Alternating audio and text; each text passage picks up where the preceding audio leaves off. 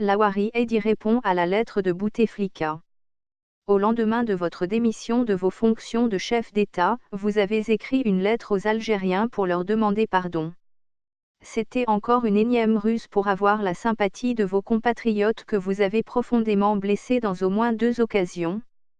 La première, en 2013, lorsque vous avez eu un AVC qui vous a privé de vos capacités physiques et intellectuelles.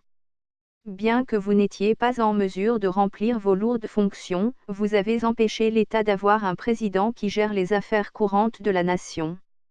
Le président étant un symbole, vous avez donné durant 6 ans une image d'un pays en chaise roulante, handicapé et aphasique.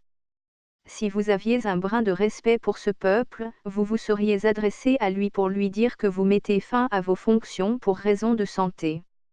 Vous ne l'avez pas fait et le jugement de l'histoire à votre égard sera sévère. Le deuxième affront que vous avez fait au peuple algérien, c'est d'être allé vous soigner dans l'hôpital de l'ancienne armée coloniale qui a bombardé au napalm nos douars et qui a fait guillotiner le premier martyr algérien Ahmed Zabana.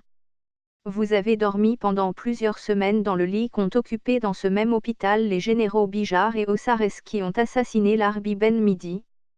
Vous avez violé le respect dû aux martyrs et foulé à vos pieds la symbolique sacrée sur laquelle notre État est construit. Et pourtant, il y a des compétences à l'hôpital militaire de Naéja, il y a des médecins de haut niveau que vous avez blessés en les ignorant.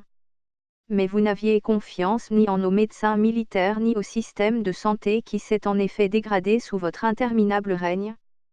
Pendant que vous vous soignez à l'étranger, en septembre 2017, les urgences des hôpitaux d'Alger et de Blida ont dû faire face à une épidémie de choléra avec des moyens dérisoires. Et lorsque les jeunes médecins ont manifesté pour avoir plus de moyens pour soigner les malades avec dignité, votre gouvernement leur a envoyé des forces de sécurité habillées en gladiateurs pour les réprimer sauvagement dans la rue. Vous avez trahi le peuple, vous avez insulté la mémoire des martyrs, et vous avez voulu tromper même Dieu en essayant de lui soutirer des chassanates en construisant une grande mosquée avec l'argent public.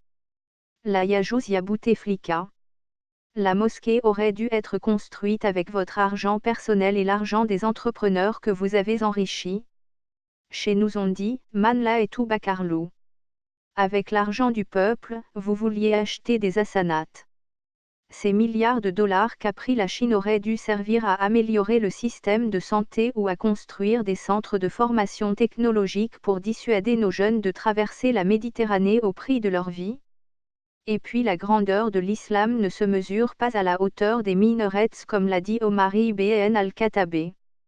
Elle se mesure avec la sincérité de la foi et avec l'expression de la solidarité envers les plus faibles.